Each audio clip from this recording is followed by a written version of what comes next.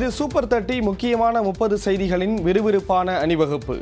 காவல் கண்காணிப்பாளர் நடத்திய பேச்சுவார்த்தையை தொடர்ந்து சிபிசிஎல் நிறுவனத்திற்கு எதிராக நடைபெற்ற போராட்டம் முடிவுக்கு வந்திருக்கிறது. நாகை அருகே சிபிசிஎல் நிறுவனத்திற்கு எதிராக பொதுமக்கள் மற்றும் விவசாயிகள் நடத்தி வந்த 11 நாள் போராட்டம் வாபஸ் பெறப்பட்டுள்ளது. சுத்திகரிப்பு ஆலை விரிவாக்கத்திற்காக நாமக்கல் மாவட்டம் பனங்குடி, நரிமணம், கோபுராஜபுரம் உள்ளிட்ட ஊராட்சிகளில் 620 ஏக்கர் விவசாய நிலங்கள் கையகப்படுத்தப்பட்டன. ஆனால் அந்த நிலங்களின் உரிமையாளர்களுக்கான மறுவாழ்வு மற்றும் மீள்குடியமர்வு இழப்பீட்டுத் தொகையை இதுவரை வழங்காததால் பாதிக்கப்பட்ட விவசாயிகள் தொடர் போராட்டங்களில் ஈடுபட்டு வருகின்றனர். இந்நிலையில் கையகப்படுத்தப்பட்ட நிலத்தில் அளவீட்டு எல்லை கற்களை நட்டதால் கடந்த மே 1ஆம் தேதி விவசாயிகள் மீண்டும் உண்ணாவிரத போராட்டத்தை தொடங்கினர். கடந்த 4 நாட்களுக்கு முன்பு மாவட்ட ஆட்சியர் ஜானிடாம் வர்கீஸ் தலைமையில் நடைபெற்ற பேச்சுவார்த்தை தோல்வியில் முடிந்த நிலையில் நேற்று எல்லை கற்களை பிடுங்கி எறிந்து மக்கள் போராட்டம் நடத்தியதால் 100க்கும் மேற்பட்டோர் கைது செய்யப்பட்டனர்.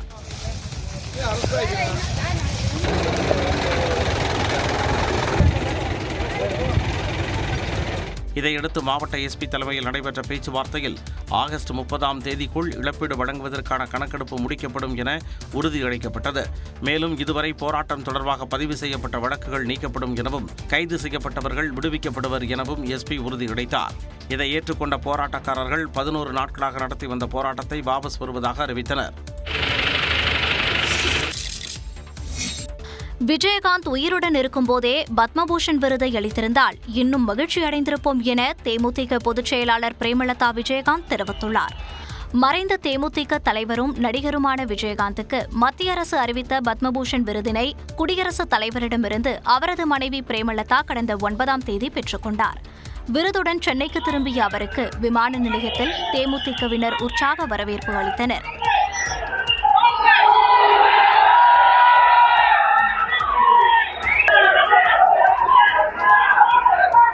இதனைத் தொடர்ந்து சாலை மார்க்கமாக கோயம்பேடு சென்ற பிரேமலதா விஜயகாந்த் நினைவிடத்தில் பத்மபூஷன் விருதை வைத்து மரியாதை செலுத்தினார். அப்போது பிரேமலதா மற்றும் அவரது மகன்கள் கண்ணீர் சிந்தினர்.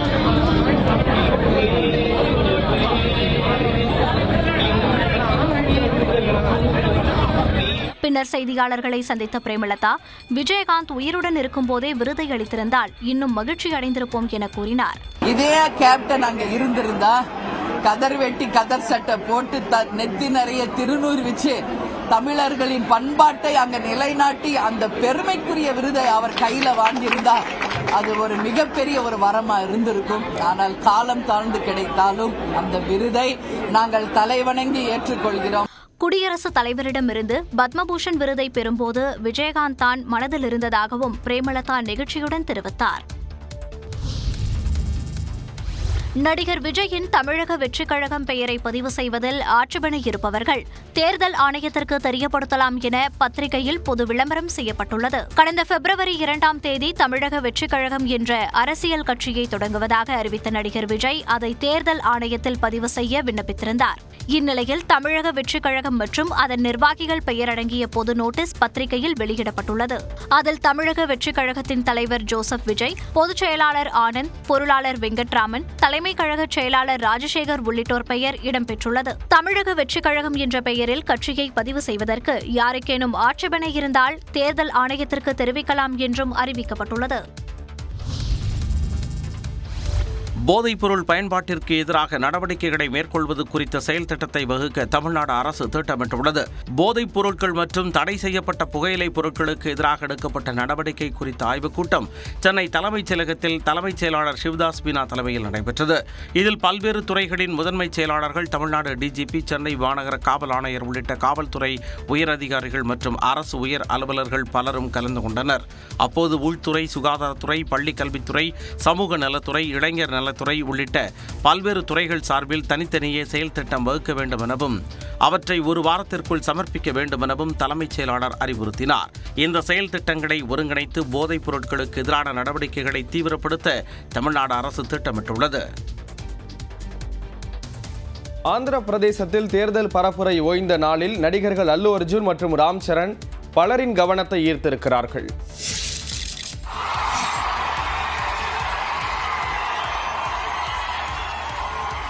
ஆந்திரா சட்டப்பேரவை தேர்தலில் போட்டியிடும் பவன் கல்யாணுக்கு ஆதரவாக நடிகர் ராம் சரண் பிரச்சாரம் செய்த காட்சிகள் தான் இவை.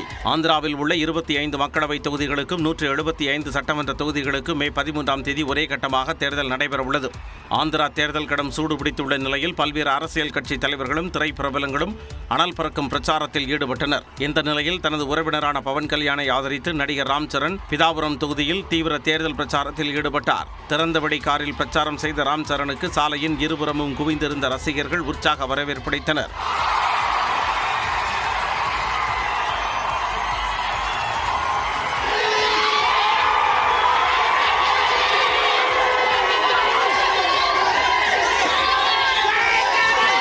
ஆந்திராவின் நந்தியாலாவில் நடிகர் அல்லு அர்ஜுனை காண பல்லாயிரக்கணக்கான ரசிகர்கள் குவிந்தனர். நந்தியாலா தொகுதியில் ஒய்எஸ்ஆர் காங்கிரஸ் கட்சி சார்பில் ரவிச்சந்திர கிஷோர் ரெட்டி போட்டியிட உள்ளார். அவருக்கு வாழ்த்து கூற தனது மனைவி ஸ்னேகாவுடன் அல்லு அர்ஜுன் நந்தியாலா வந்தார்.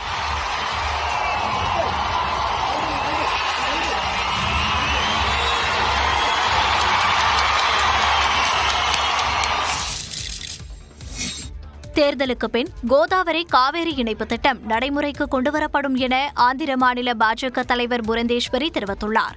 நியூஸ் 18 தமிழ்நாடு தொலைக்காட்சிக்கு பேட்டியளித்த அவர், பிரதமர் மோடியின் பரப்புரையால் ஆந்திராவில் மாற்றம் ஏற்படும் என்றார். மோடி சார் எனக்கு மட்டுமே வரல, அவங்க பூரா பாரதிய ஜனதா பார்ட்டியோட கேம்பெயினுக்கு வந்திருந்தாங்க. அண்ட் அவர் போனதுக்கு அப்புறம் there has been lot of change. இங்க இருக்கிற மக்கள் எல்லாருமே அவங்க they have confidence now. Jaganmohan ஆட்சியில் ஆந்திராவில் எவ்வித வளர்ச்சியும் ஏற்படவில்லை எனவும் புரந்தேஸ்வரி குற்றம் சாட்டினார். ஈஸ்ட் கோதாவரியில இருக்கும் கோதாவரி காவேரி இணைப்பு திட்டம் இருக்கு, நதிநீர் இணைப்பு திட்டம். அதை பத்தி நீங்க என்ன சொல்றீங்க மேடம்? இல்ல, அது after the elections are over will talk to whether இங்க இருக்கிற மக்களோடையும் பேசணும். அண்ட் அதனால நம்மளுக்கு வாட் இஸ் தி பெனிஃபிட் பார்க்கணுமே. So after the elections we will attend. Thank you madam. ஆந்திராவில் பாஜக கூட்டணி மீது மக்களுக்கு நம்பிக்கை வந்துள்ளதாகவும் புரந்தேஸ்வரி தெரிவித்தார். வழக்கமாக ஆத்தா நான் பாஸ் ஆயிட்டேன் என்று குழந்தைகள் அம்மாவை நோக்கி சொல்வதை கேட்டிருப்போம். ஆனால் 10ஆம் வகுப்பு பொதுத் தேர்வில் நாங்க பாஸ் ஆயிட்டோம் என தாயும் மகனும் சேர்ந்து மகிழும் சம்பவம் திருவண்ணாமலை மாவட்டத்தில் நிகழ்ந்துள்ளது.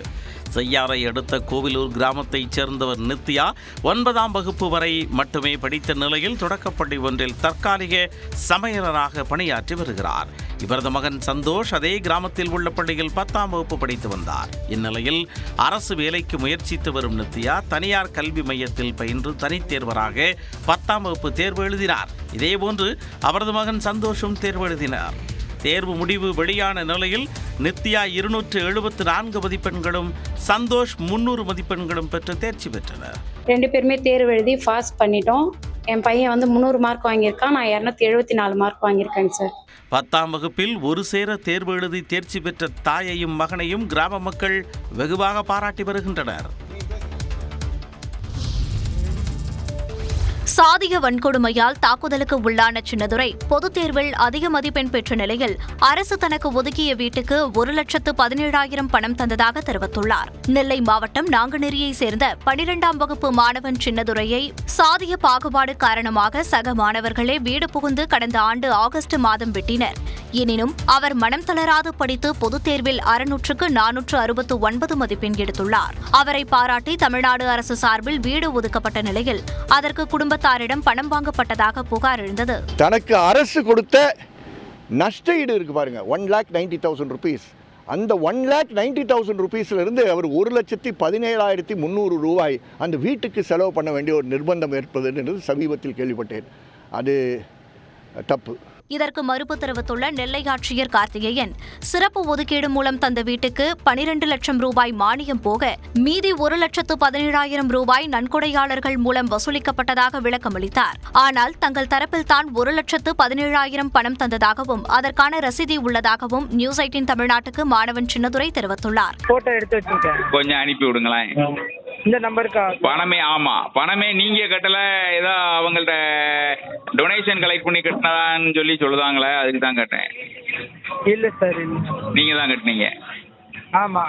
இழப்பீடாக தந்த தொகையிலிருந்து தான் அந்த பணத்தை கட்டியதாகவும் நன்கொடையாளர்கள் மூலம் கட்டவில்லை என்றும் விளக்கம் தந்துள்ளார்.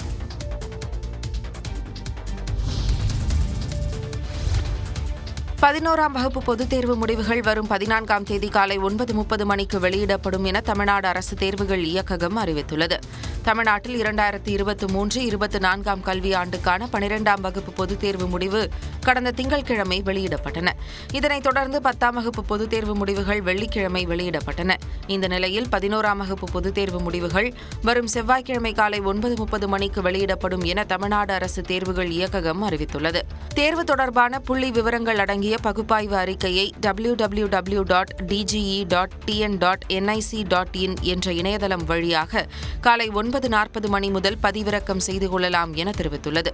மேலும் தேர்வு முடிவுகள் மாணவர்கள் கொடுத்த செல்போன் எண்களுக்கு குறுஞ்செய்தியாக அனுப்பி வைக்கப்படும் எனவும் தமிழ்நாடு அரசு தேர்வுகள் இயக்ககம் குறிப்பிட்டுள்ளது. உதகை மலர் கண்காட்சி சுற்றுலா பயணிகளின் மனதை கவர்ந்திருக்கிறது. ஒருபுறம் மக்களை வெயில் வாட்டி வதைத்து வரும் வேளையில் மறுபுறம் கண்களுக்கு விருந்து படைத்திருக்கிறது உதகை மலர் கண்காட்சி. நீலகிரி மாவட்டம் உதகையில் உள்ள அரசு தாவரவியல் பூங்காவில் 126வது மலர் கண்காட்சி வெள்ளிக்கிழமை தொடங்கியது. இதில் தோட்டக்கலைத்துறை சார்பில் லட்சக்கணக்கான மலர்களை கொண்டு பல்வேறு வகையில் அலங்காரங்கள் செய்யப்பட்டுள்ளன.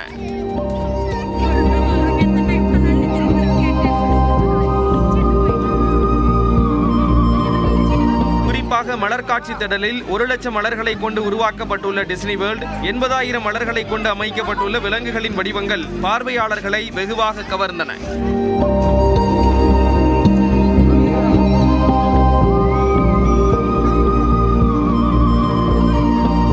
விடுமுறை நாள் என்பதால் உதகை மலர் கண்காட்சியை சுற்றுலா பயணிகள் திரளானோர் ஆர்வத்துடன் கண்டு ரசித்தனர். பூக்களால் வடிவமைக்கப்பட்டுள்ள பல்வேறு உருவங்களை கண்டு ரசித்ததுடன் அவற்றுடன் புகைப்படம் எடுத்தும் பொழுதை கழித்தனர்.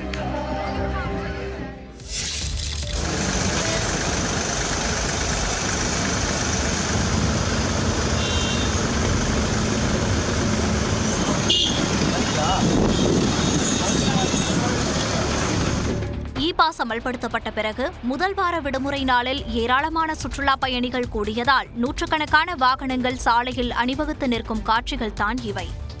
திண்டுக்கல் மாவட்டம் கொடைக்கானலுக்கு தனியார் வாகனங்களில் செல்லும் சுற்றுலா பயணிகள் பாஸ் பெறும் நடைமுறை கடந்த செவ்வாய்க்கிழமை அமலுக்கு வந்தது.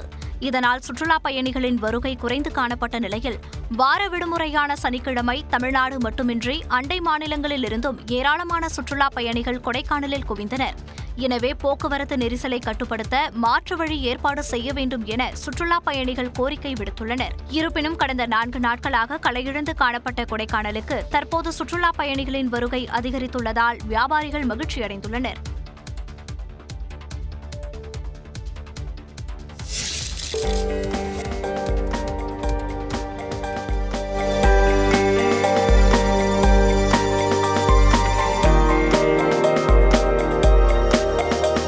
அகமதாபாத்தில் நடந்த IPL போட்டியின் போது பாதுகாப்பை மீறி ஆடுகளத்திற்குள் நுழைந்த இளைஞர் கைது செய்யப்பட்டுள்ளார். கடந்த வெள்ளிக்கிழமை குஜராத் டைட்டன்ஸ் அணிக்கு எதிராக தோனி பேட்டிங் செய்து கொண்டிருந்த போது பலத்த பாதுகாப்பு வளையத்தை மீறி ரசிகர் ஒருவர் ஆடுகளத்திற்குள் நுழைந்தார்.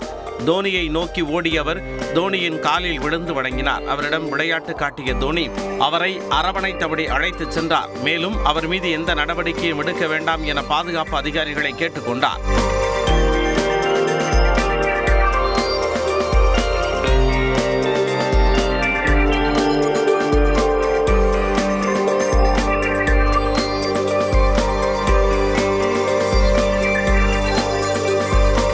காவல்துறை விசாரணையில் அத்துமீறிய இளைஞர் கல்லூரி மாணவரான ஜெயக்குமார் ஜானி என்பதும் குஜராத் மாநிலம் பாவ்நகர் மாவட்டத்தில் உள்ள ரபாரிகா என்ற கிராமத்தைச் சேர்ந்தவர் என்பதும் தெரிய வந்தது. பாதுகாப்பை மீறியதாக அந்த ரசிகர் மீது வழக்கு பதிவு செய்யப்பட்ட நிலையில் ஜெயக்குமார் ஜானி கைது செய்யப்பட்டார். அடுத்த 6 ஆண்டுகளில் தங்கத்தின் விலை சவரன் 1 லட்சம் ரூபாயை தொடும் என்று தங்கம் வியாபாரிகள் சங்க தலைவர் ஜெயந்திலால் தெரிவித்துள்ளார். இன்னும் ஒரு 5 அல்லது 6 வருடங்கள் இருக்குது 2030க்கு. இந்த 6 வருடங்களை பார்த்தீங்கன்னா 1 லட்சம் ரூபாய் மிக எளிதாக தொட்டுவிடும் அப்படிங்கிறது தான் கணக்கு. ஏன்னா பழைய டேட்டா எடுத்து பாருங்கள், இது என்ன ஸ்பீடில் போயிட்டுருக்குன்னா அதே மாதிரி தான் இந்த தடவை நடக்குங்கிறது ஒரு கணிப்பு.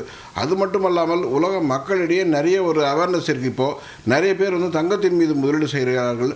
விலை உயர்ந்தாலும் தங்கம் வாங்கும் ஆர்வம் மக்களிடம் குறையவில்லை என்றும் ஜெயந்திலால் தெரிவித்தார். ஸோ நாடுகளே வாங்கும்போது மக்கள் வாங்குறதுன்றது ஒன்றுமே பெரிய விஷயமே இல்லை. ஸோ எல்லாருடைய பார்வையும் தங்கத்தின் மீது திரும்பி உள்ளதால் பெருமளவில் தங்கம் வந்து சேமிக்க தொடங்கியிருக்கிறார்கள் உலக மக்கள் அல்லது உலக நாடுகள் எல்லாமே. அதனால தான் சொன்ன தங்கம் விலை வரும் காலங்களில் இன்னும் ஒரு உச்ச நிலையை வந்து அடையும்னு சொல்லிட்டு. இன்னும் இதெல்லாம் கூட பெரிய உச்சமே இல்லைங்க, இதை விட பெரிய உச்சத்தை நோக்கி தங்கம் பயணிக்கும். பல நாடுகள் தங்கத்தின் மீது முதலீடு செய்வதால் விலை அதிகரித்துள்ளதாகவும் ஜெயந்திலால் கூறினார். பிளாரன்ஸ் நைட்டிங்கேலின் பிறந்த நாளை ஒட்டி செவிலியர்களுக்கு முதலமைச்சர் மு.க. ஸ்டாலின் வாழ்த்து தெரிவித்துள்ளார். மக்கள் நலனில் பெரும் பங்காற்றக்கூடிய செவிலியர்களின் தொண்டு மென்மேலும் வளர வேண்டும் என்று முதலமைச்சர் மு.க. ஸ்டாலின் பாராட்டு தெரிவித்துள்ளார். செவிலியர்களின் முன்னோடியான பிளாரன்ஸ் நைட்டிங்கேலின் பிறந்த நாளான மே 12ஆம் தேதியன்று உலக செவிலியர் நாளாக கொண்டாடப்படுகிறது. இதையொட்டி வாழ்த்துச் செய்தி வெளியிட்டக்கூடிய முதலமைச்சர் கோவிட் பெருந்தொற்றின் போது செவிலியர்கள் ஆற்றிய தன்னலமற்ற தொண்டை நாம் என்றும் மறக்க முடியாது என்று கூறியுள்ளார். திமுக அரசு பொறுப்பேற்ற பிறகு 1912 ஒப்பந்த தொழிலாளர்கள் நிரந்தரமாக்கப்பட்டிருப்பதாக கூறியுள்ள மு.க. ஸ்டாலின் வெளிப்படையான பதவி உயர்வு மற்றும் பணியிட மாறுதல் கலந்தாய்வுகள் மூலமாக 9535 செவிலியர்கள் அவரவர் விரும்பிய இடங்களுக்கே பணிமாறுதல்கள் பெற்றிருப்பதாகவும் தெரிவித்துள்ளார். மக்கள் நலனில் செவிலியர்களின் பெரும் பங்கினை பாராட்டுவதாக கூறியுள்ள முதலமைச்சர் உலக செவிலியர் நாளில் அவர்களின் தொண்டு மென்மேலும் வளர வாழ்த்துவதாகவும் தெரிவித்துள்ளார். ரஞ்சித்னு ஒரு டைரக்டர், வெற்றிமாறன் ஒரு டைரக்டர், சில டைரக்டருங்க வளர்ச்சி கண்டதுக்கு அப்புறம் தான் சினிமா தளர்ச்சி ஆயிப்போச்சு. என் பக்கத்துல யாருக்கான்னு எப்படிங்க எனக்கு தெரியும்? எல்லாரும் சேர்ந்து விசில் அடிக்கிறோம். ஜாதியை சொல்லவே கூடாது சினிமா. ரஞ்சித் வெற்றிமாறன் வளர்ச்சி கண்டதற்கு பிறகு தமிழ் சினிமா தளர்ச்சி அடைந்து விட்டதாக இயக்குனர் பிரவீன் காந்தி பேசியுள்ளார். நடிகர் ரஞ்சித் இயக்கியுள்ள குழந்தை கேர் ஆஃப் கவுண்டம்பாளையம் படத்தின் இசை வெளியீட்டு விழாவில் பேசிய அவர் சினிமாவில் சாதி கலந்து விட்டதாக சாடினார். ஹாப்பி ஸ்ட்ரீட் அப்படின்னு ஒன்னு கோயம்புத்தூர்ல நடந்ததுக்கு தன்னுடைய தங்கை பிரதர் என்னுடைய சகோதரன் அங்க சீர்கட்டுக்கிட்டு முதல் முறையா குரல் கொடுத்தவர் ரஞ்சித் அவர்கள். ஆனால் நடிகர் ரஞ்சித் சாதியை பற்றி படம் எடுத்தாலும் அது நல்ல படம் எனவும் பிரவீன் காந்தி கூறினார். என்னுடைய கலாச்சாரத்தை தூக்கி பிடிக்க நான் குரல் கொடுப்பேன் என்று கொடுத்த ஒரு ரஞ்சித் நிச்சயமா நல்ல படம் எடுத்திருப்பார். அது ஜாதியை பின்னணியில் வைத்திருந்தாலும் அது நல்ல படமாக சமுதாயத்துக்கு கருத்து சொல்லக்கூடிய படமாகத்தான் இருக்கும். பிரவீன் காந்தியின் பேச்சு ஆதிக்க சாதி மனோபாவத்தின் வெளிப்பாடு என சமூக வலைதளங்களில் பலரும் விமர்சித்து வருகின்றனர்.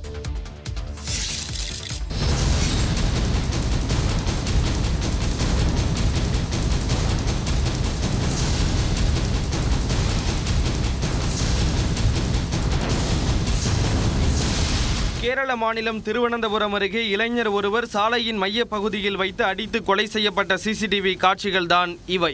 கரமனை பகுதியைச் சேர்ந்த 23 வயதான இளைஞர் அகில் என்பவருக்கும் வெம்பாயம் பகுதியில் மீன் வியாபாரம் செய்யும் சிலருக்கும் கடந்த ஒரு வாரத்திற்கு முன்பு மதுபான பாரில் வாக்குவாதம் ஏற்பட்டதாக கூறப்படுகிறது. இந்நிலையில் சாலையில் நடந்து சென்ற அகிலை காரில் வந்து வழிமறித்த 3 பேர் கம்பி மற்றும் கற்களை கொண்டு துரத்தி தாக்கி கொலை செய்தனர். இது தொடர்பான சிசிடிவி காட்சிகளின் அடிப்படையில் காவல்துறையினர் விசாரணை மேற்கொண்டு வருகின்றனர்.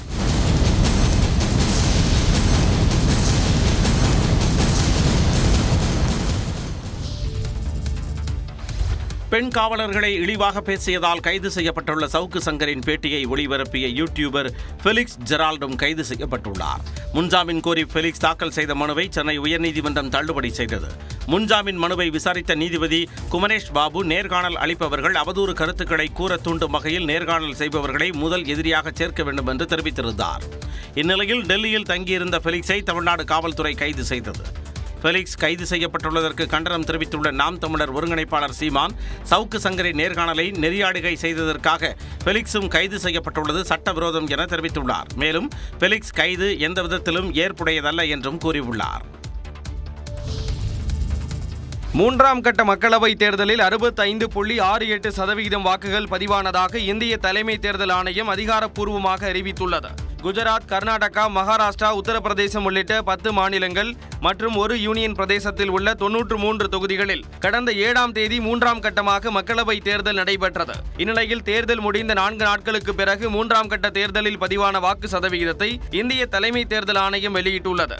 இதன்படி 3ஆம் கட்ட மக்களவைத் தேர்தலில் மொத்தம் 65.68% வாக்குகள் பதிவானதாக தேர்தல் ஆணையம் தெரிவித்துள்ளது. குறிப்பாக 93 மக்களவை தொகுதிகளில் ஆண்கள் 66.89%, பெண்கள் 64.41% வாக்களித்துள்ளதாக குறிப்பிட்டுள்ளது. இதேபோல் 3ஆம் பாலினத்தவர்கள் 25.20% வாக்களித்துள்ளதாகவும் மொத்தமாக 65.68% வாக்குகள் பதிவாகியுள்ளதாக இந்திய தலைமை தேர்தல் ஆணையம் அறிவித்துள்ளது.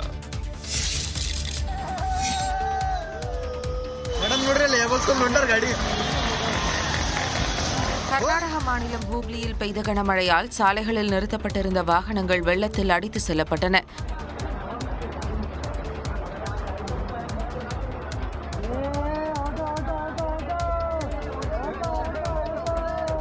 ஹூப்ளி சுற்றுவட்டார பகுதிகளில் 5 மணி நேரத்திற்கு இடைவிடாது மழை கொட்டி தீர்த்தது. இதனால் ஹூப்ளி அருகே உள்ள தாஜிபன் பெட் சாலையில் 6 போல் வெள்ளம் பெருக்கெடுத்து ஓடியது. அந்த வழியாக சென்ற கனரக வாகனங்களே செல்ல முடியாமல் திணறிய நிலையில் சாலையோரம் நிறுத்தி வைக்கப்பட்டிருந்த ஆட்டோ உள்ளிட்ட வாகனங்கள் தண்ணீரில் அடித்து செல்லப்பட்டன.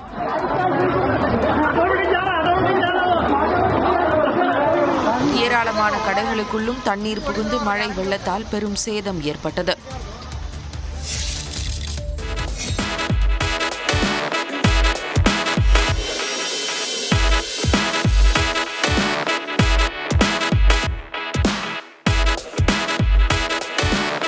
இப்படி நீலகிரி மாவட்டம் உதகையில் நடைபெறும் தேசிய அளவிலான கண்காட்சியில் அணிவகுத்து வந்த விதவிதமான நாய்கள் பார்ப்பதற்கு ரம்மியமாக இருந்தன. தென்னிந்திய கெனல் கிளப் சார்பில் 134வது மற்றும் 135வது தேசிய அளவிலான நாய்கள் கண்காட்சி உதகை அரசு கல்லூரி மைதானத்தில் நடைபெறுகிறது. வெள்ளிக்கிழமை தொடங்கி 3 நாட்கள் இந்த கண்காட்சி நடத்தப்படுகிறது. German shepherd, Labrador, Siberian husky, beagle மற்றும் உள்நாட்டு ரகங்களான ராஜபாளையம், கன்னி, சிப்பிப்பாறை உள்ளிட்ட 56 வகைகளில் 450க்கும் மேற்பட்ட நாய்கள் இந்த கண்காட்சியில் கலந்து கொண்டுள்ளன. நான் இங்கே நிறைய டைப்ஸ் ஆஃப் டாக்ஸ் பார்த்தேன். என்னென்னா ஜெர்மன் ஷெப்பர்ட், பிட்புல், டாபர்மேன். இங்கே செம்மையாக இருக்குது. எல்லா varieties of dogs, fighting dogs, அடுத்து சாஃப்ட் டாக்ஸும் இருக்குது.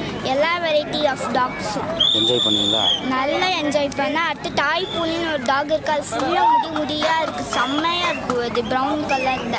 பிலிப்பைன்ஸ், சிங்கப்பூர் உள்ளிட்ட நாடுகளில் இருந்து வந்த நடுவர்கள் கண்காட்சி மற்றும் போட்டிகளை பார்த்து சிறந்த நாய்களை தேர்ந்தெடுக்கின்றனர். இந்த கண்காட்சியை ஏராளமான சுற்றுலா பயணிகளும் பார்த்து ரசிக்கின்றனர்.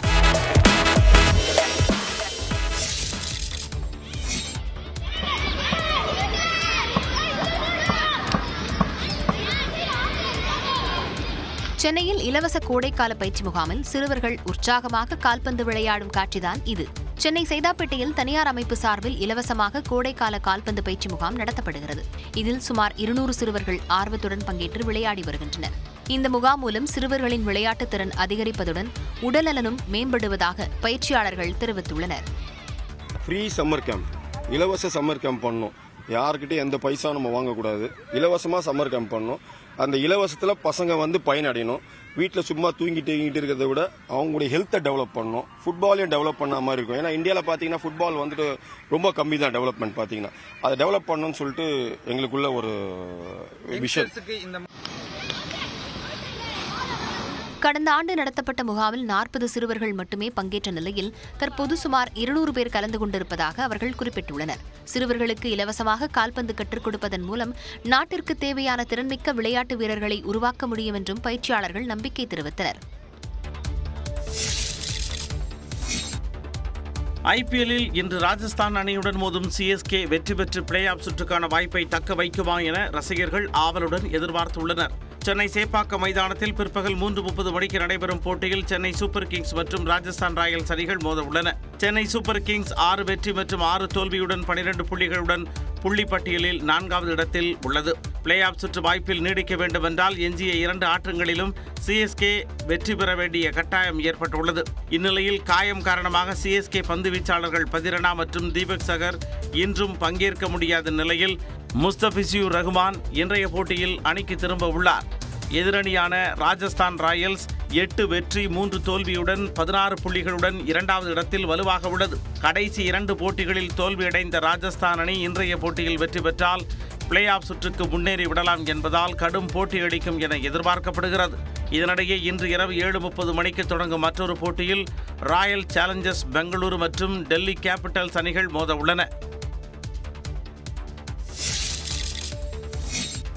IPL போட்டியில் தாமதமாக பந்து வீசிய புகாரில் டெல்லி அணியின் கேப்டன் ரிஷப் பந்த் ஒரு போட்டியில் விளையாட BCCI தடை விதித்துள்ளது. 17வது IPL கிரிக்கெட் தொடர் இறுதிக்கட்டத்தை எட்டியிருக்கக்கூடிய நிலையில் கடந்த 7ஆம் தேதி ராஜஸ்தானுக்கு எதிரான லீக் ஆட்டத்தில் மெதுவாக பந்து வீசிய காரணத்திற்காக டெல்லி அணியின் கேப்டன் ரிஷப் பந்த் ஒரு ஆட்டத்தில் விளையாட தடை விதிக்கப்பட்டுள்ளது. இதே காரணத்திற்காக அவருக்கு ஏற்கனவே 2 முறை அபராதம் விதிக்கப்பட்டிருந்தது. இது 3வது முறை என்பதால் ரிஷப் பந்திற்கு 30 லட்சம் ரூபாய் அபராதம் விதிக்கப்பட்டுள்ளது. இதனால் ஞாயிற்றுக்கிழமை நடைபெறக்கூடிய பெங்களூரு அணிக்கு எதிரான லீக் ஆட்டத்தில் ரிஷப் பந்த் விளையாட முடியாத நிலை ஏற்பட்டுள்ளது. இதேபோல வெள்ளிக்கிழமை சென்னை சூப்பர் கிங்ஸ் அணிக்கு எதிரான ஆட்டத்தில் தாமதமாக பந்து வீசியதால் குஜராத் அணியின் கேப்டன் சுப்மன் கில்லுக்கு 24 லட்சம் ரூபாய் அபராதம் விதிக்கப்பட்டுள்ளது. அந்த அணிக்கு இப்படி அபராதம் விதிக்கப்படுவது இது 2வது முறை என்பதால் பிளேயிங் 11இல் இடம்பெற்றிருந்த வீரர்கள் மற்றும் அந்த அணியின் இம்பாக்ட் வீரராக களமிறங்கிய வீரர் ஆகியோருக்கும் அபராதம் விதிக்கப்பட்டுள்ளது. டெஸ்ட் போட்டிகளில் அதிக விக்கெட்டுகளை வீழ்த்தியுள்ள இங்கிலாந்தின் வேகப்பந்து வீச்சாளர் ஜேம்ஸ் ஆண்டர்சன் ஓய்வு பெறுவதாக அறிவித்துள்ளார். கிரிக்கெட்டின் மெக்கா என்று அழைக்கப்படும் லார்ட்ஸ் மைதானத்தில் ஜூலை 10ஆம் தேதி தொடங்கும் மேற்கிந்திய தீவுகளுக்கு எதிரான போட்டியில் இருந்து ஓய்வு பெறுவதாக ஆண்டர்சன் கூறியுள்ளார். 2003ஆம் ஆண்டு ஜிம்பாப்வேக்கு எதிராக தனது டெஸ்ட் வாழ்க்கையை தொடங்கிய ஆண்டர்சன் 187 போட்டிகளில் விளையாடி 700 விக்கெட்டுகளை வீழ்த்தியுள்ளார். இதன் மூலம் அதிக விக்கெட்டுகளை வீழ்த்திய வேகப்பந்து வீச்சாளர் என்ற சாதனையையும் அவர் படைத்துள்ளார்.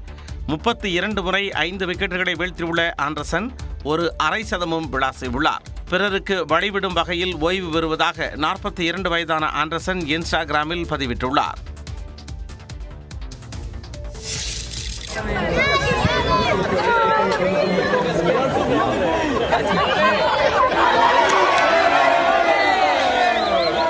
இனிமேல் ரசிகர்களுக்கு ஆட்டோகிராஃப் வழங்கும் போது இந்த கெட்டப்பில் தான் வர வேண்டும் என்று ஜோகோவிச் போட்ட மாஸ்டர் பிளான் தான் இது. அண்மையில் இத்தாலியன் ஓபன் டென்னிஸ் தொடரின் 2வது சுற்றில் பிரான்சின் கொரண்டினை வீழ்த்திய கிராண்ட்ஸ்லாம் நாயகன் ஜோகோவிச் ரசிகர்களுக்கு ஆட்டோகிராஃப் வழங்கிக் கொண்டிருந்தார்.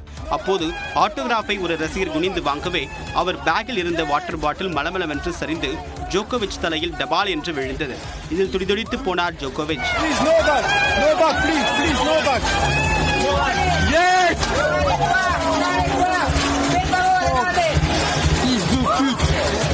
இந்த வாட்டர் பாட்டில் சம்பவத்தை தொடர்ந்து சுதாரித்துக் கொண்ட ஜோகோவிச் சனிக்கிழமை ரசிகர்களை சந்தித்த போது முன்னெச்சரிக்கையாக ஹெல்மெட் அணிந்து வந்து ஆட்டோகிராஃப்களை வழங்கிச் சென்றார்.